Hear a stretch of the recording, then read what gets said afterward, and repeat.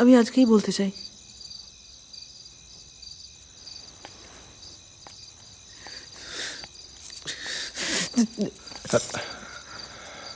আপনি না আমায় ছোবেন না।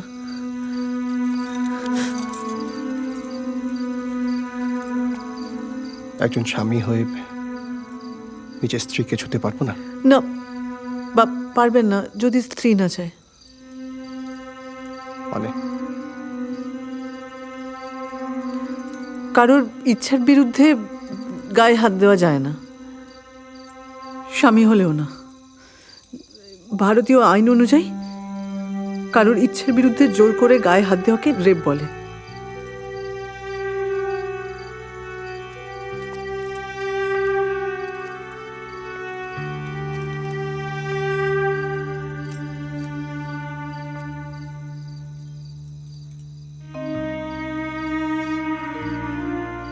বিয়ে কেন করলে? কেন সবকিছু জানা সত্ত্বেও জামশেদপুরে এসে আমার সঙ্গে দেখা করেছিলে? আমার আপত্তির কোনো দাম নেই, আর বাবা মার কোনো রকম অসম্মান হোক আমি চাইনি।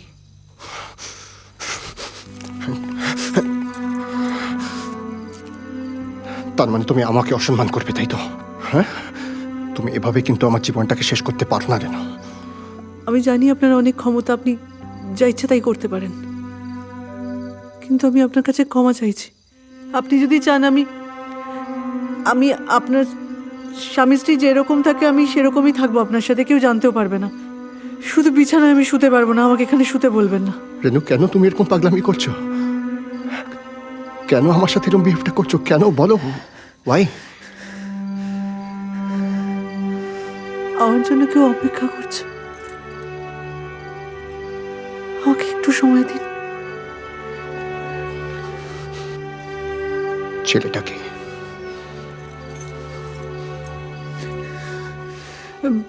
আমি নাম বলতে পারবো না। নাম তোমাকে বলতেই হবে।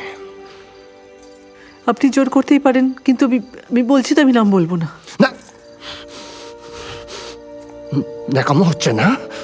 হ্যাঁ, বিয়ে করে আমার জীবনটাকে নষ্ট করে নোংরামো হচ্ছে তোমার। একটা কথা তুমি স্পষ্ট করে জেনে নাও,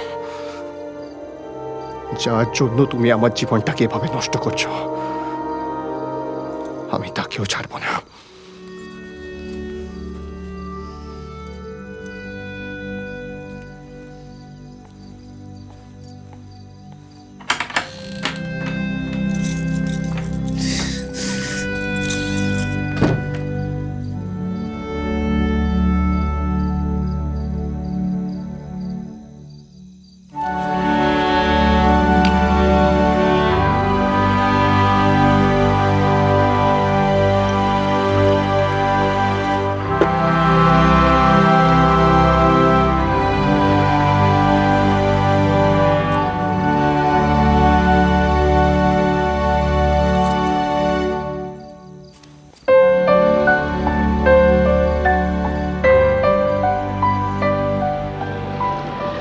একটু অপেক্ষা করুন।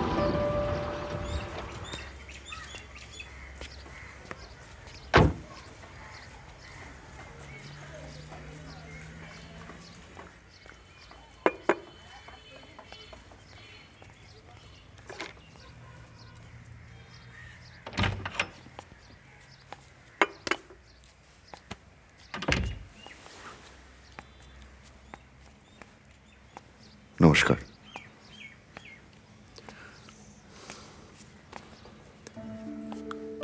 কি ভেবেছিলেন আপনি আমি ইডিয়েট? বিয়ে করে পড়তে যাবো আর আপনারা ফ্রি হয়ে যাবেন? সব কিছু জেনে শুনে আমার থেকে আপনারা লুকিয়ে গেছেন। আমাকে ঠকিয়ে এত সহজে কিন্তু পার পাবেন না দীপক বাবু। আসলে ব্যাপারটা এতদূর গড়াবে সেটা আমরা বুঝিনি। আপনি যদি একটু অ্যাডজাস্ট থামুন। করেন। আপনার বোন আমার জীবনটাকে শেষ করে দিচ্ছে আর আপনি আমায় জ্ঞান দিচ্ছেন? ছেলেটা কে আমি জানতে চাই। ইয়ে মানে, ওটি কোন ছেলের কথা বলছে আমি ঠিক বুঝতে পারছি না। দাঁড়ান দাঁড়ান, কোন ছেলে মানে? কতজনের সঙ্গে সম্পর্ক আছে ওর? কি হলো বলুন, আনসার মি, বলুন। কোন ছেলের জন্য অপেক্ষা করে রয়েছে? সত্যি বলতে আমি সব কথা জানি না। আপনি যদি বলেন তো আমি ওকে ফিরিয়ে নিয়ে যেতে পারি। নেভার। না, ও বাড়ি গেলে ও এখানেই থাকবে, কারোর সাথে কথা বলবে না, কারোর সঙ্গে দেখা করবে না, কোনো ফোন রিসিভ করবে না, এমনকি বাড়ির বাইরে এক পাও দেবে না। আপনি যখন কিছুই জানেন না, বাকিটা আমি বুঝে নেব। আপনি এখন আসতে পারেন।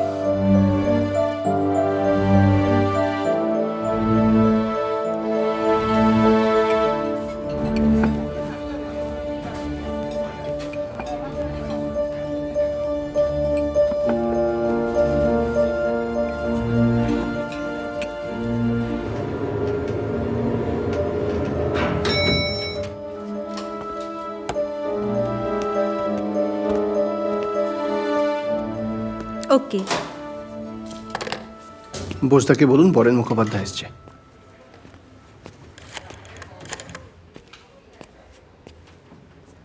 স্যার, বরেন মুখোপাধ্যায় নামে একজন ভদ্রলোক এসেছেন। ওকে, আপনি ভেতরে যান। স্যার, আপনি একটু দাঁড়ান। হ্যাঁ হ্যাঁ, ঠিক আছে। বরেন, আমি তোর কেসটা স্টাডি করলাম। তোর হাতে 3টে অপশন আছে। 1 নম্বর অপশন, রেনুকে তুই বাপের বাড়ি পাঠিয়ে দিতে পারিস, আর বলে দিতে পারিস যে তোর জীবনে ওর আর প্রয়োজন নেই। কিন্তু সেক্ষেত্রে কি সমস্যার সমাধান হবে? কারণ রেনু ওখানে গিয়ে যদি বলে যে ওর গর্ভে তোর সন্তান এসেছে, তাহলে কি করবি? সেকেন্ড অপশন, ডিভোর্স নিতে পারিস, কিন্তু তাতে সারা জীবন ধরে টাকা গচ্ছা দিতে হবে। And third and final option, পারলে পয়েস টু কিল বইটা পড়ে নিস। ওকে বেড়াতে যাওয়ার নাম করে পাহাড়ে নিয়ে গিয়ে দেখো ওই যে খাদে ঠেলে ফেলে দে।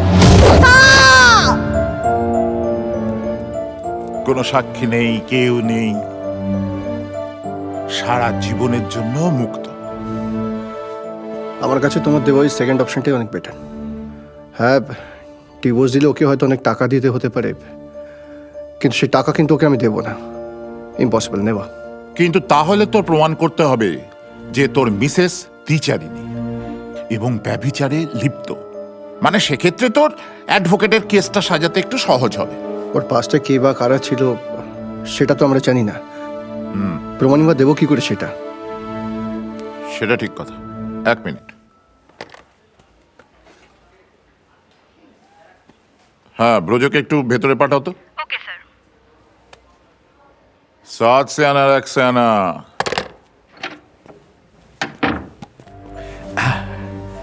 আলাপ করে দিই বরেন। হ্যাঁ, মুখোপাধ্যায় ওই রিসেপশনিস্টের কাছে শুনছি।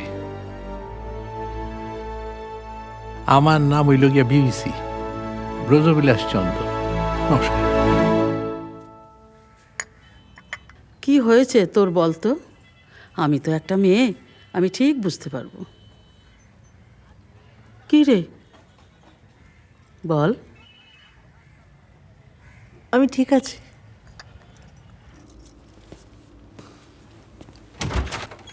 আসুন স্যার। হ্যাঁ আসুন, বসুন। হ্যাঁ,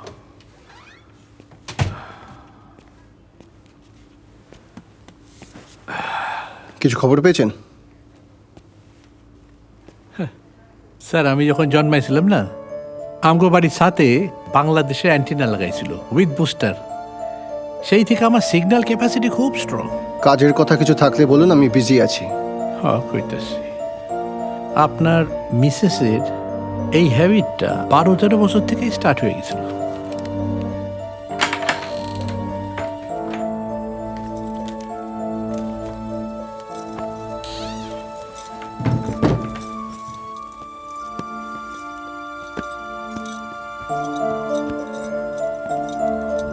আজ বিভূতি গাঙ্গুলি এসেছিল অফিসে।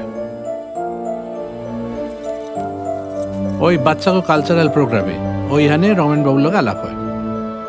রমেনবাবু মানে রমেন রায়, অ্যাডমিশন আবার এই দুজনরে আবার একসাথে দেখে ফেলে, বুঝছেন? তারপর থেকে রমেনবাবুর পাড়ায় আর দেখা যায় নাই, একেবারে ব্যাপারটা।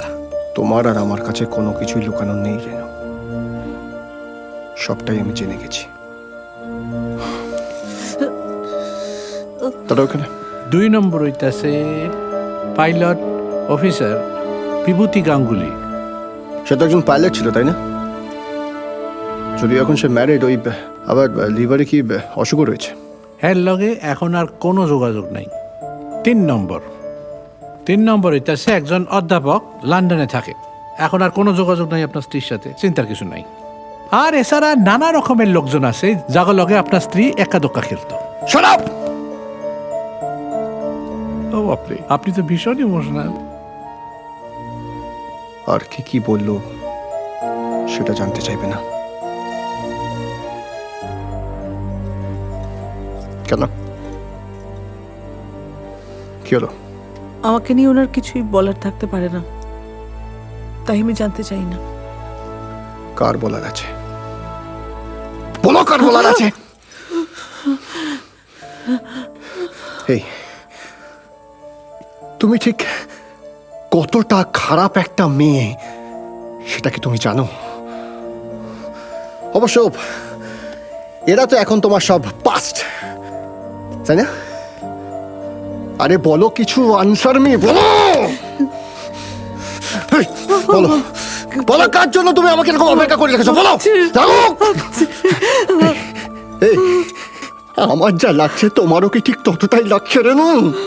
হ্যাঁ, লাগছে? আরে কি চেয়েছিলাম গো আমি তোমার থেকে? শুধু তো একটু ভালোবাসা, ব্যাস। আমার এখানে কতটা যন্ত্রণা হচ্ছে তুমি সেটা বুঝতে পারছো? পারছো বুঝতে? পারছো না? উফ। রেনু, তুমি যদি মনে করো যে অত সহজে তুমি আমার থেকে নিস্তার পেয়ে যাবে, then you are wrong.